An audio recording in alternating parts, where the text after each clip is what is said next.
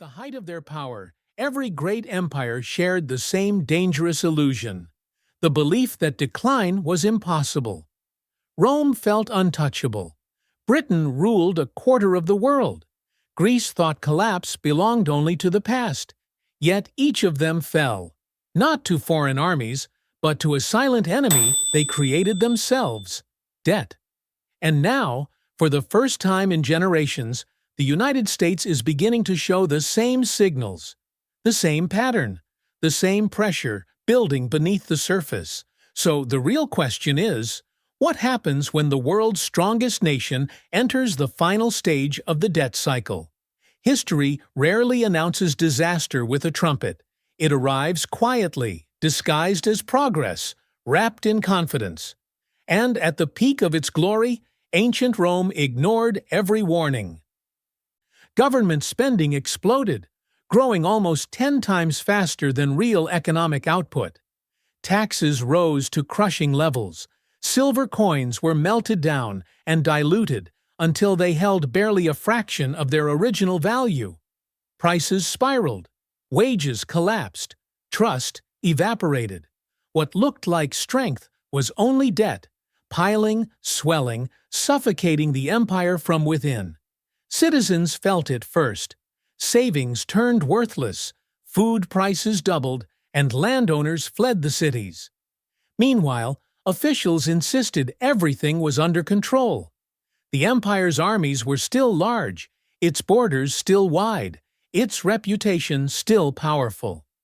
But beneath that surface, Rome was hollowing out. It was the same paradox that destroys every great civilization. The moment of greatest power is also the moment of greatest fragility. Centuries later, Britain repeated the pattern.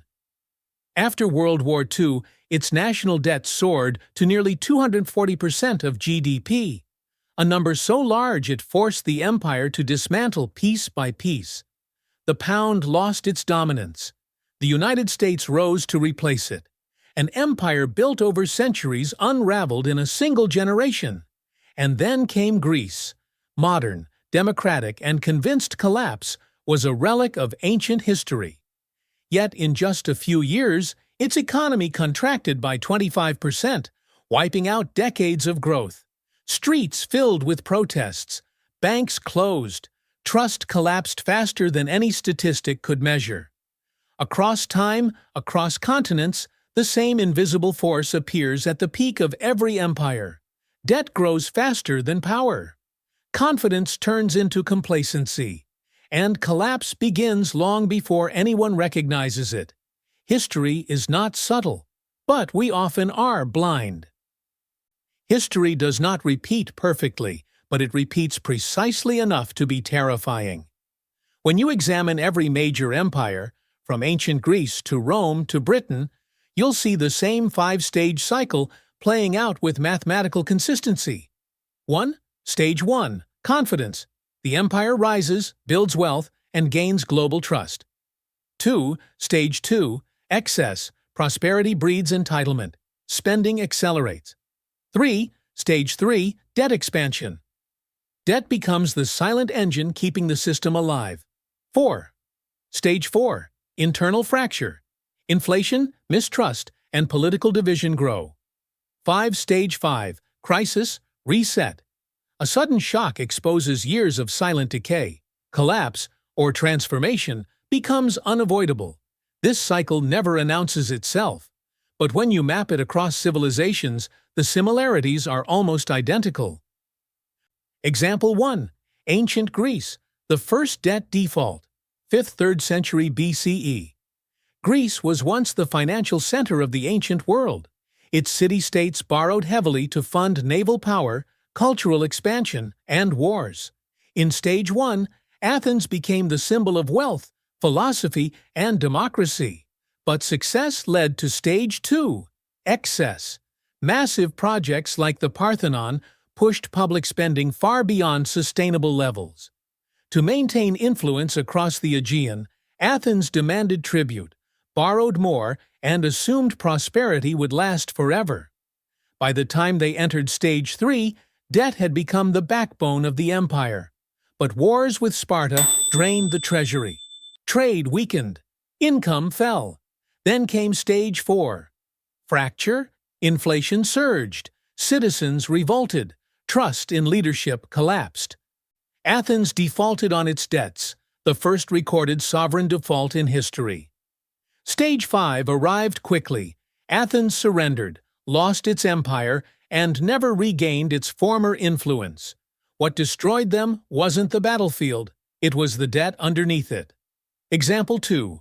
Rome, the empire, that debased itself to death. 27 BCE, 476 CE.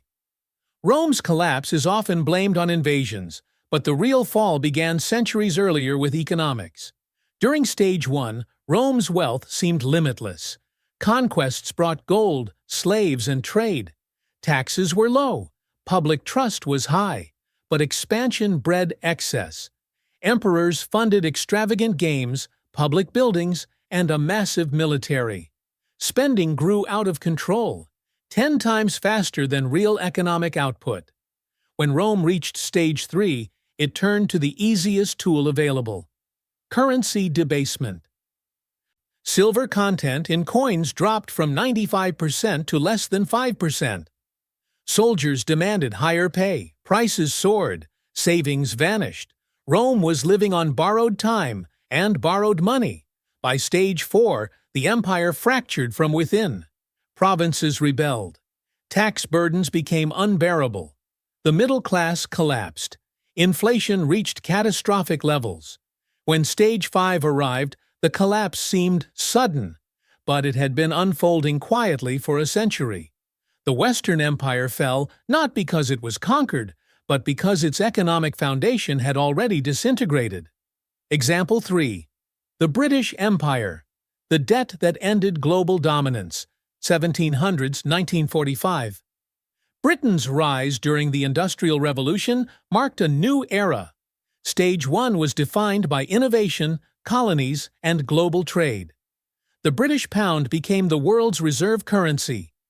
But building a global empire was expensive. During Stage 2, Britain expanded its naval power, administration, and military commitments across the world. Costs soared. Wars pushed Britain into Stage 3. The Napoleonic Wars, then World War I, and finally World War II, forced the government to borrow at unprecedented levels. By 1945, national debt reached nearly 240% of GDP, beyond sustainable. Then came Stage 4. The pound devalued. Britain lost its colonies one by one. Economic pressure forced the empire into retreat. And Stage 5 happened with shocking speed. Within a single generation, the world's largest empire dissolved. The United States replaced Britain as the global financial center. Reserve currency status, the greatest symbol of trust, shifted across the Atlantic. Debt didn't just weaken Britain, it ended its era. Example 4. Greece, modern era, the 21st century meltdown, 2001–2015.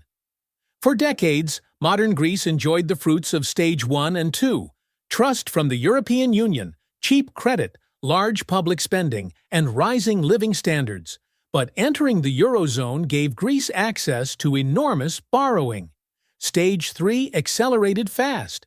Public debt exceeded 180% of GDP. Tax collection weakened government spending, outpaced economic growth. Corruption scandals eroded confidence. When the 2008 crisis hit, Greece spiraled into Stage 4. Banks froze. Youth unemployment hit 58%. Social trust evaporated. Then Stage 5, the reset. Austerity measures, bailout agreements, mass protests, and a national depression that erased 25 years of economic progress. The collapse was modern, but the pattern was ancient. Across thousands of years, across different cultures, across different technologies, the pattern is always the same: confidence, excess, debt, fracture, reset. Empires don't fall from a single blow. They fall from a pattern they never take seriously. If history ended with Rome or Britain, this story would just be a warning. But the pattern didn't stay in the past. Today, The United States is standing in the middle of the same cycle, and the numbers are beginning to look disturbingly familiar. For most of the 20th century, America lived in Stage 1. Confidence. Productivity surged. Innovation reshaped the world. The dollar became the global reserve currency. Trust in the American financial system was absolute. But prosperity eventually drifted into Stage 2. Excess. Spending expanded far faster than revenue. Entitlement programs grew. Wars were financed with borrowing rather than sacrifice. Each administration, regardless of party, promised more benefits, more projects, more expansion. And slowly, the line between strength and overconfidence began to blur. Then came Stage 3, debt acceleration. And this is where the numbers turn from concerning to historic. The U.S. national debt has passed $34 trillion. Interest payments, money spent not on schools, not on infrastructure, not on defense, but just to service existing debt, are now greater than the entire defense budget and larger than spending on education and research combined. This is the same pressure point that broke Britain after World War II. And like Greece before its collapse, America now relies heavily on continuous borrowing to sustain government operations. More than $1 trillion in new debt is added roughly every 100 days. Foreign nations, once eager buyers of U.S. treasuries, are slowly reducing their exposure. Meanwhile, political division, another sign of Stage 4, fracture, has deepened. Government shutdown threats have become routine. Economic debates turn into cultural battles. Trust in institutions, once America's greatest advantage, is weakening. Even the dollar, long considered untouchable, is feeling subtle pressure. While it remains dominant, global reserves are diversifying. Gold buying has surged. Countries are experimenting with alternative payment systems. No single shift is decisive, but together they resemble the early tremors that preceded Britain's loss of reserve status. And this leads to the uncomfortable truth. If the cycle truly repeats, the U.S. is no longer in Stage 1 or 2. It is somewhere between Stage 3 and Stage 4. Debt is rising faster than the economy. Interest costs are compounding. Trust, always the final line of defense, is thinning. History whispers the same warning it gave Rome, Britain, and Greece. Collapse never feels imminent until the moment it arrives. The past is no longer a distant mirror. It is a live forecast. If there is one truth that history has proven over thousands of years, it is this. Debt is not just an economic issue. It is a law of civilizations. And, like gravity, it does not stop simply because a nation believes it is too powerful to fall. The cycle is predictable because human behavior is predictable. When nations rise, confidence expands. When confidence expands, spending grows. And when spending grows faster than real productivity, debt fills the gap. What begins as a tool becomes a dependency. And, finally, a trap. This is the heart of the pattern linking Greece, Rome, Britain, and now the United States. Not war, not invasion, complacency. For centuries, Rome insisted that its currency debasement was temporary. Britain believed it could borrow its way through global conflict. Greece thought membership in a monetary union made collapse impossible. In every case, leaders convinced themselves that their situation was unique, that their strength exempted them from the laws of economic gravity. But the cycle does not care about reputation. It does not care about military power. It does not care about global status. It only cares about math. When interest grows faster than income, collapse is no longer a question of if. It becomes a question of when. And this is the turning point the United States now faces. The empire is not weak. The economy is not broken. The dollar is not dead.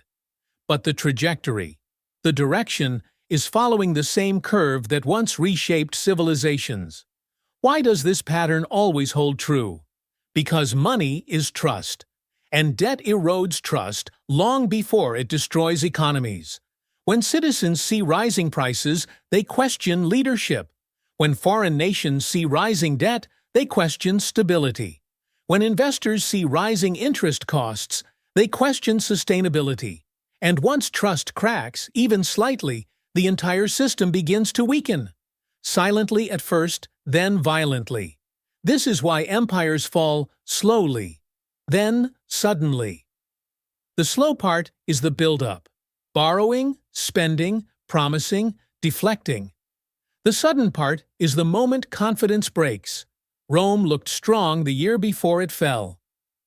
Britain looked unshakable until the pound devalued overnight. Greece looked modern and stable until the banks shut their doors. Strength is never the issue, trajectory is. So, when we ask the question from the hook, what happens when the world's strongest nation enters the final stage of the debt cycle? History gives a clear answer. It faces the same law as every empire before it. Not because it is doomed, but because no nation, no matter how powerful, can outrun a cycle built into human behavior itself.